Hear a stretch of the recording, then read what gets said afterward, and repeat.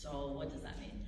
Well, Founderz is the organization that I've been working with for the past 3 weeks, and they partner up with Microsoft to create AI education courses for professionals in the industry. So they actually had me working on a very specific project, which was kind of upgrading their AI in sport program to be more suited for smaller professional sports teams to be able to use, which was a really cool project because it would mean that I was actually making an impact on a small sports team that would take the course, which I think is pretty cool.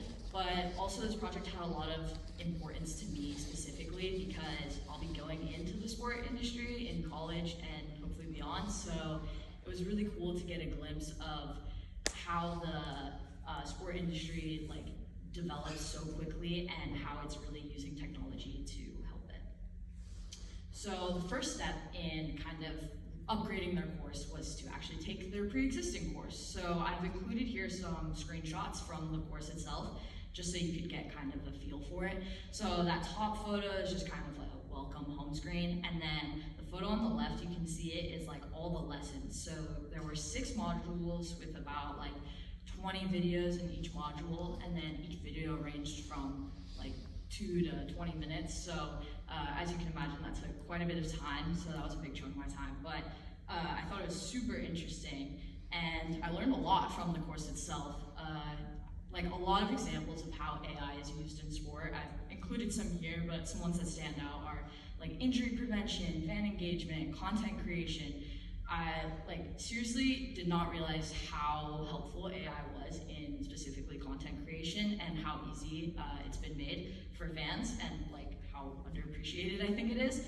But most importantly, I learned a lot about the importance of AI education specifically in sport. It improves gameplay, which is great, that upgrades the fan experience, but also what upgrades the fan experience is smart stadiums, which are being implemented now. I'm sure if you guys have gone to a Seahawks game at Lumen Field or something recently, you can see just how crazy and high tech it feels kind of. But most importantly, and I think what was most important for Founderz, which was the company, is that it evens the playing field for smaller teams who don't have as many resources as bigger teams to be able to compete with them. So Founderz actually took a small team Division 3, I think, in Spain, and they sponsored them and gave them this AI course. I'm actually wearing their jersey right now. They gave them this AI course, and they literally went from near the bottom of the league to the top of the league, and then they got promoted, and so now they're in Division 2, all just because Founderz was able to help them with this course. So that was pretty cool. But the course was definitely not without its flaws, I would say. The 3 key takeaways that I reported back to Founderz was, first of all, there was no clear target audience. So I couldn't tell if it was made for a bigger team, a smaller team, just individuals in the field. It really wasn't clear what was going on in that. So that needed to be changed if they wanted to make it more for smaller teams. And then it was also way too general. I would think it didn't even start talking about AI in sports until the 3rd module, so halfway through. Before that, it was just about business and technology and how the two intersect. So I think they could have got rid of some of the fluff and just gone straight into it. And then lastly, it wasn't really actionable enough, which I think is the biggest roadblock for a smaller team to be able to actually use the course to the best of its abilities, because a bigger team can spend time and money into researching AI. A smaller team needs to hear exactly what they can do, ideally with free or cheap resources. So then I started on making the new syllabus for the upgraded course that would be more suited for smaller teams. The first step I thought was to identify focus areas for the course. So I identified fan engagement and hype, team success, and player performance. By figuring out those focus areas, I was also able to kind of pick out the target audience. So it would be a marketing director, a coach, and a physical trainer within a small team. And then I wanted it to be actionable for each of those people within the team. So I decided to, they talked about it a little bit in their course, but to go in more in depth into what are called AI agents, which you make in a program called Copilot Studio.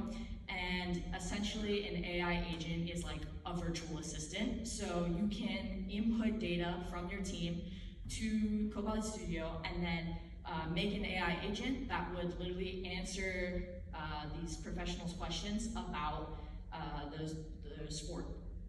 So then once I realized, okay, how I wanted to change it, I just needed a starting place. It would be pretty difficult to just start from scratch and make a whole new syllabus. So I just asked ChatGPT, my good friend, to kind of make me a base syllabus with all that information I just talked about, and in focusing on these focus areas. And then it came out with a pretty good syllabus, but I didn't want it to change too much from the original course, so I kind of cross-referenced the two and then was able to come up with a pretty polished syllabus that I think was good to submit to Founderz. But I needed to be sure that it was actually going to work because I was introducing some new technology that I wasn't super familiar with. So my dad actually helped me set up a meeting with a Microsoft technical trainer to go over my syllabus, which was pretty cool and super helpful. His job is to literally teach generative AI tools to people. So as you can imagine, that was very helpful for me in understanding what I was doing. But also, he gave me some cool new tips to add to my syllabus from an event that he was at 2 days before the meeting. And they had introduced new technology literally at that event 2 days before, and then he was able to tell me what it was, and then I could put it in my syllabus, which was pretty cool. So it was pretty cutting edge. But I kind of wanted to test it for myself, so I thought I might show you guys a little demo of what a team would actually be able to do if they took the course. So I made a Seahawks coaching agent in Copilot Studio. So you can see it has a little description, and it just says, I'm a Seahawks coach's co-pilot, here to assist. So all you have to do is type in a question. So I just thought, what would a coach ask? So I just said, who should our starting tight end be this season? Then I just click send, give it a moment to think about it. And then it uses the sources that I inputted. So I found data online about the Seahawks, and I put the sources in there. And then it gave me an answer. Very laid out, thorough answer. It gave me two of the more prominent tight ends, the rookie, the new draft pick, and then Noah Fant, who I'm sure if you guys know the Seahawks, you'll know him. He's pretty prominent from last year. And then it weighed pros and cons of which one of those guys should be starting, and then it gave me an answer. It said, start the young guy, start the new one, and then if he doesn't work out, put in Noah Fant. So I thought that was pretty cool. It worked, it was great. So here's my final product. This is the full syllabus. It's pretty long, so I didn't want to just put it on a bunch of slides. I thought that might be weird. So you can scan the QR code to look at the syllabus, and while you scan the QR code, I just wanted to give some special thank yous to some people who really helped me along the way. First of all, Overlake, thanks for giving me an opportunity to explore something I'm really passionate about, and it was really, really cool to get to do this project. But also, I feel if I didn't have the base skills that Overlake taught me, I would not have been able to do this project as good because I had to use a lot of professionalism. I was really nervous because I had to meet the co-founder of the company, Founderz. So I was pretty nervous, but I knew that I would be professional because of all my interactions with adults at Overlake, so that was really helpful. And then I wanted to just thank Founderz because obviously wouldn't have this project without them, and they really let me take a very hands-on role, so that was super cool. And especially my project manager, her name was Anna. She was super helpful because she didn't make me feel nervous. She sent me a cute dog gif one time, and I was just okay, she's just my friend. I can just bounce ideas off her. And then lastly, I want to thank my parents, but especially my dad, because I don't think I would have been able to do this project without him. He helped me get it in the first place, and then he helped me at every step along the way. So yeah, thank you.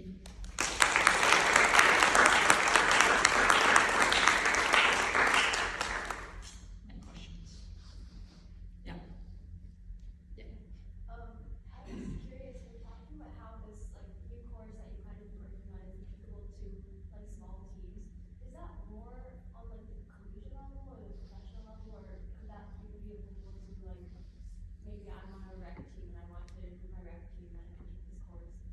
Absolutely, it can be applicable to any team at any level. I will say though, more professional teams tend to have slightly more money to be able to collect data, and they just are doing it already. The more data you have, the better your outcome will be. So it's easier the higher level, professional level you are, but genuinely, even Overlake could use this with just the stats that we keep every day. Yep. How does like Copilot, I know you use Copilot Studio, Mhm. how does it work? Yeah. Totally. So it's kind of just like a Microsoft. It's called a Microsoft Power Platform. So it's like an app that you open on your computer, and then you say create a new AI agent. It's like in the corner, and then it pulls up a very simple page where you just input any data that you have. You can input like Excel spreadsheets, like any Microsoft product, but also anything with an API, which was kind of a new advancement because that's one of the things that Microsoft Trainer helped me with. So you just input like a website there or whatever, and then it takes that data and it like is able to comb through it, and then literally it's as simple as that. You're finished. You can give it a little description if you want, and you can export it to. You can export it to again any Microsoft platform, or just like create a new website that it is. You can put it on a different website. So like if you've ever opened up a website and then it has like, hi, like I'm here to help, that's probably an AI agent. Yep. Orion, you mentioned first wanting to have your future in kind of the sports world, sports management. I want to hear you talk a little bit about that more. And then the second question I had was, can you describe the cutting edge technologies that you were able to like include into this overview? Yeah, totally. So yeah, I've wanted to go into the sport management like major for a while now. It just kind of combines my passions with what I think I was like okay at in school, so that was pretty good for me.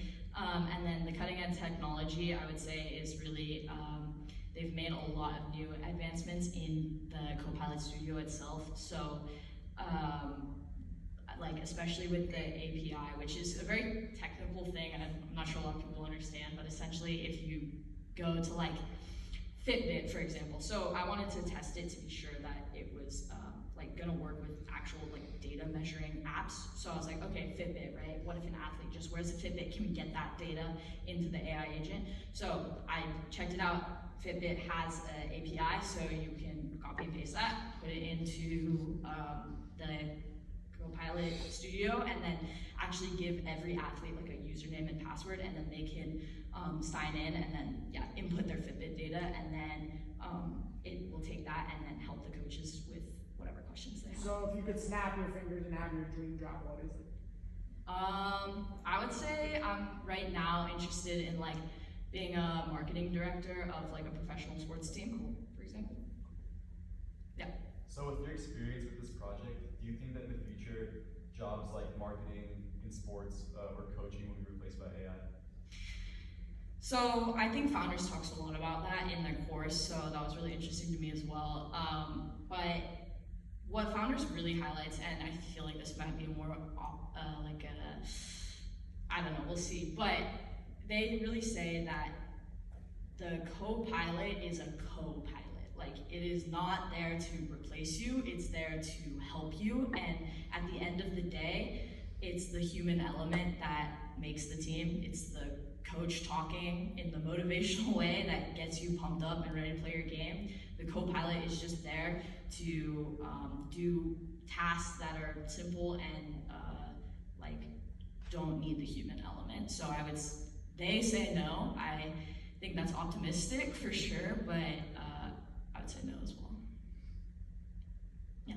On marketing, how does the AI help you?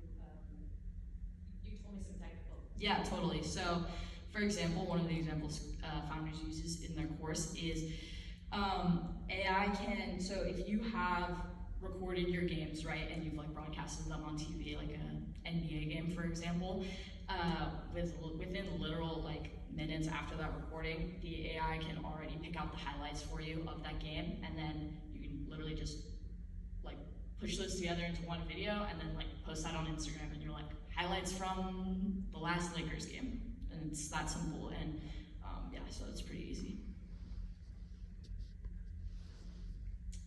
Yeah. Have you tested that feature out? Like, have you seen that? I mean, they played a video of it happening in their course, so I've seen them do it. I didn't test it myself, but yeah, I believe it works. If nobody else has a question, I want to hear a little bit more about, like, obviously you did some design work during the course of the internship, but just being in that professional setting. Talk a little bit more about that. I know you said you kind of started to build a relationship with your product manager, but what were some really practical things that you learned that all of your friends who will be doing internships might want to know? Yeah, totally. I would say, like, scheduling meetings was like a weirdly hard thing to do because you don't want to be like, oh, I'm only available like at these times. So then I would be like, oh, what works for you? And then they'd schedule a time that was like at a time when I was busy, and I was just like, oh God, like I felt so bad like canceling meetings and stuff. So it's just like simple things where you have to kind of like assert yourself a little bit. You have to be like, yeah, okay, these are the times I'm available. You pick between those, like that kind of thing. All right.